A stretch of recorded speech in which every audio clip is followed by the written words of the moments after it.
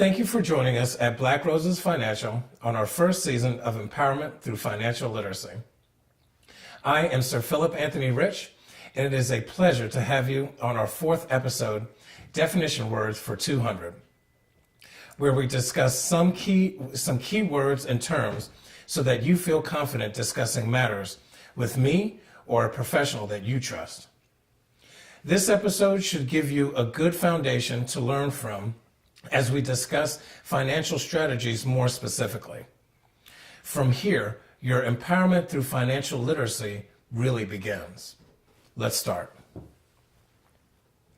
So, first keyword, in the black, a term used to describe earnings or profit from a company's operation, usually showing up on a financial statement as black numbers at the bottom of a ledger.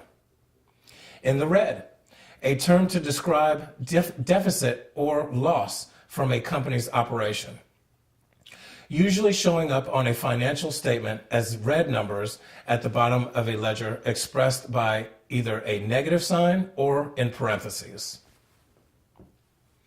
Volatility refers to the amount of changes in a security's value.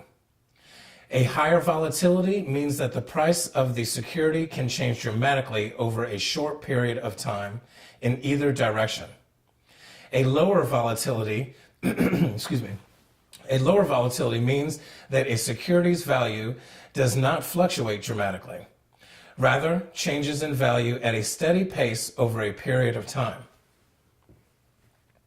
Vesting gives an employee rights to an employer-provided asset, like a 401k contribution over time, which gives the employee an incentive to remain with the company.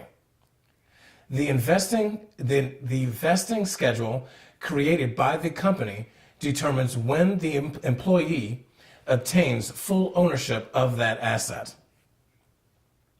What is return on investment? A measurement of performance used to evaluate the efficiency of an investment or compare the efficiency of a number of investments. ROI measures the amount of return on an investment relative to the investment's cost. To calculate ROI, the gain of an investment is divided by the cost of the investment. The result is expressed in a percentage or ratio. What is average return? Average return is the simple mathematical average of a group of returns generated over a period of time. An average return is calculated the same way a simple average is calculated. The numbers are added together into a single sum, and then the sum is divided by the count of numbers in that set. What is actual return?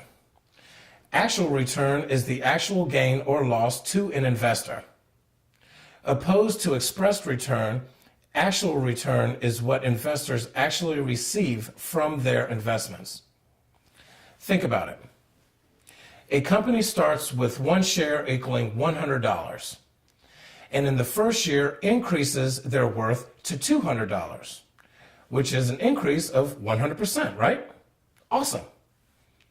Well, the next year, the same company's share goes back down to $100. But the decrease from $200 to $100 is really only 50%, right?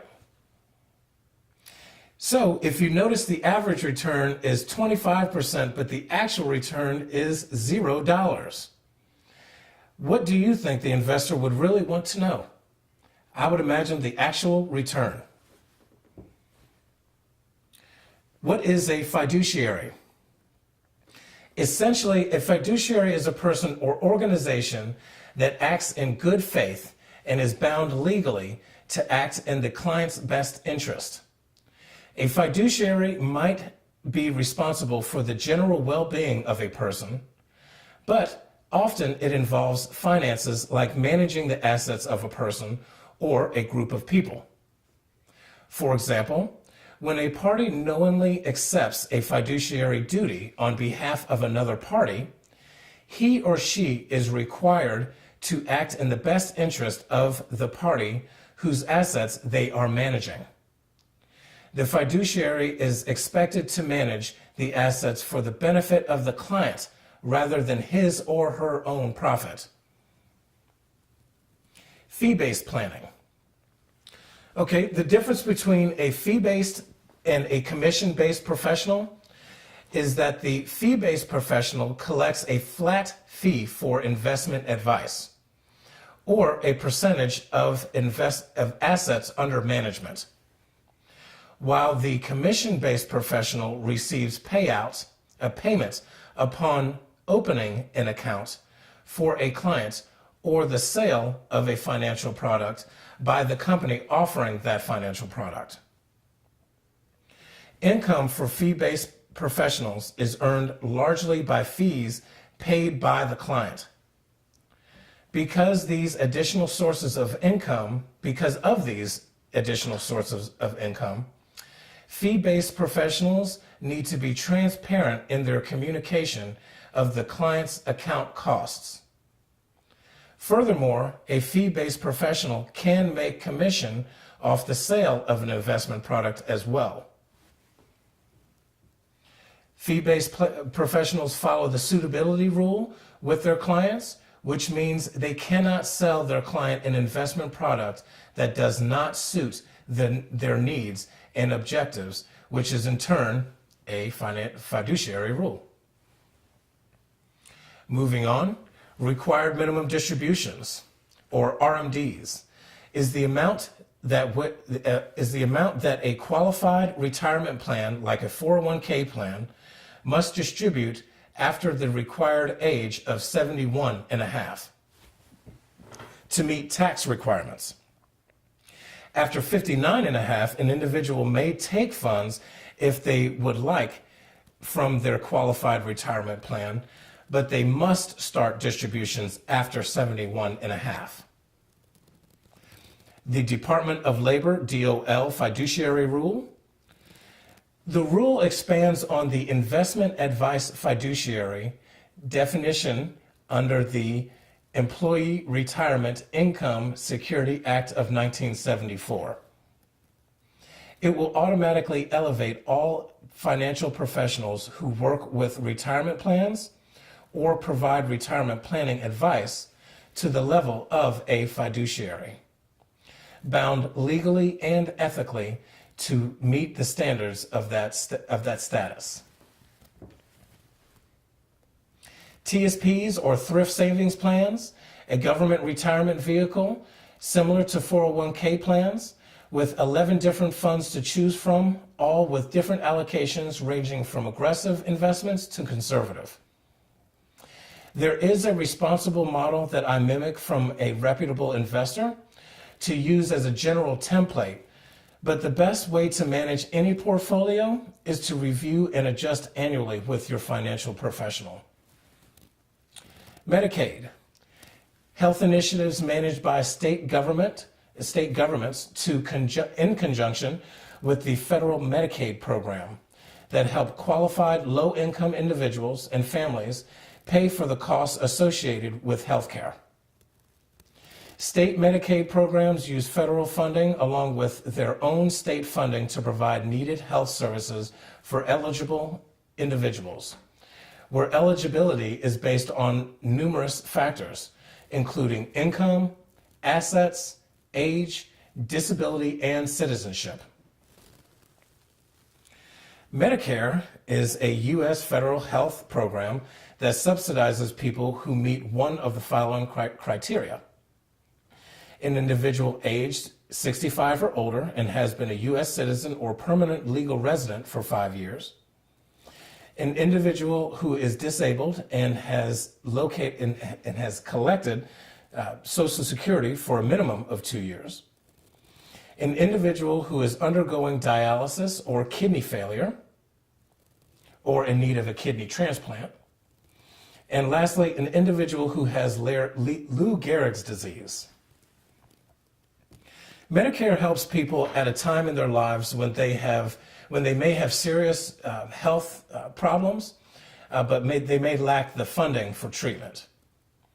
Medicare is divided into two parts. The first part of the coverage encompasses inpatient hospital, skilled nurses, and home health and hospice care. The second part of coverage encompasses almost all the necessary medical services like doctor services, laboratory, x-ray services, wheelchairs, and etc. All right, long-term care. This is a financial coverage that helps provide nursing home health care. It is a home health care for adults. They can use it for personal or adult daycare for individuals above the age of 65 with a chronic or disabling condition that needs constant supervision. LTC insurance offers more flexibility and options than many public assistance programs. Few people think about buying long-term care insurance and assume that their savings will be sufficient to meet any associated expenses. In fact, long-term care can be very expensive and can deplete a lifetime of savings within just a few years. What is an annuity? An annuity is a contractual financial product sold by financial institutions, and they are designed to accept and grow funds from an individual and then, upon annuitization, pay out a stream of payments to the individual at a later point in time. The period of time when an annuity is being funded and before payments is referred to the accumulation phase. Once payments commence, the contract is now in the annuitization phase. Defined benefit pensions and Social Security are two examples of lifetime guaranteed annuities that pay retirees a steady cash flow until they pass.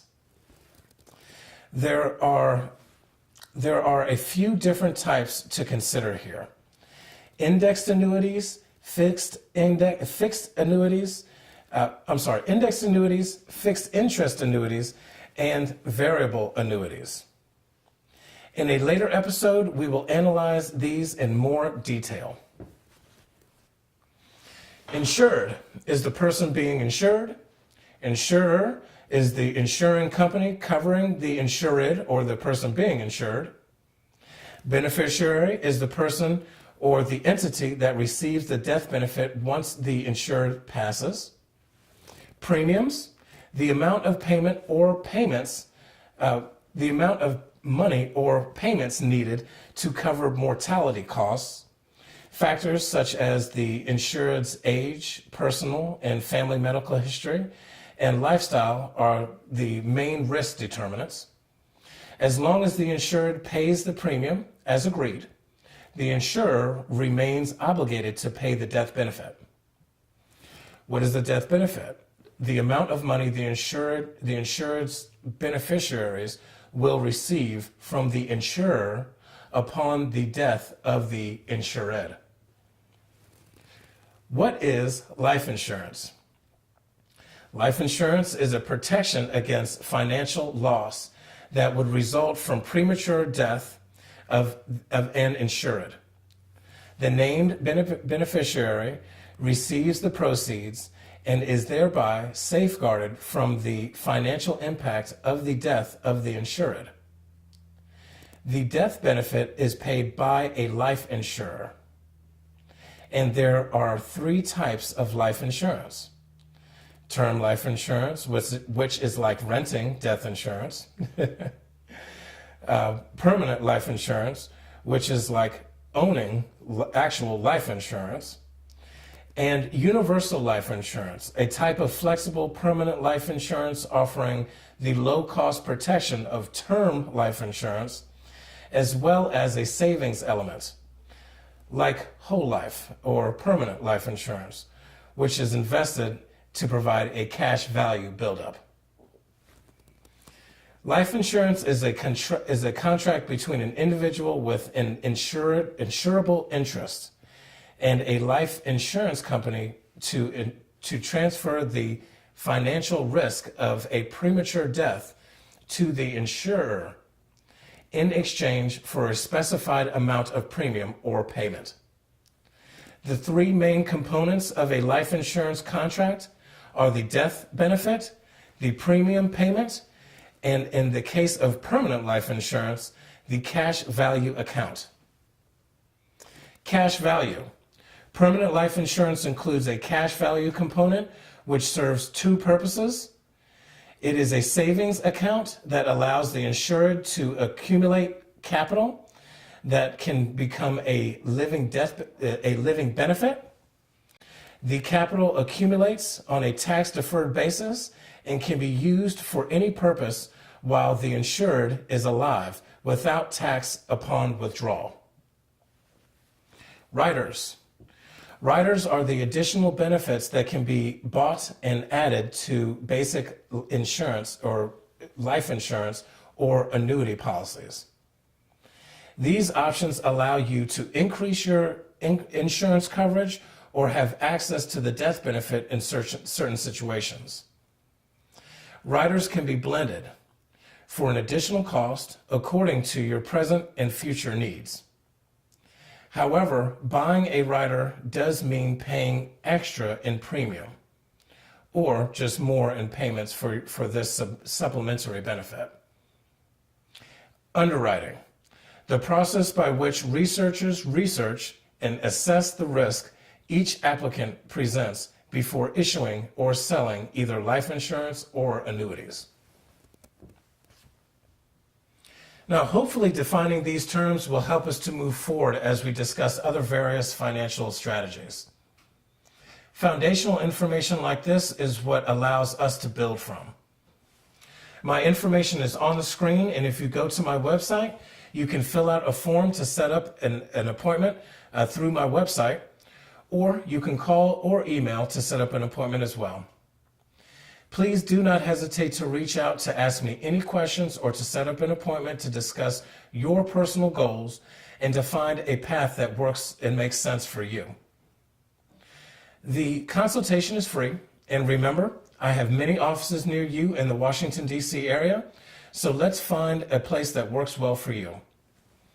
Thank you for joining us on Empowerment Through Financial Literacy with Black Roses Financial, Episode 4, Definition Words for 200. And remember to tune in next week for Episode 5, Pension or Annuity, where we discuss what a pension and annuity is and the misconceptions associated with each. Till then, thank you again. Cheers.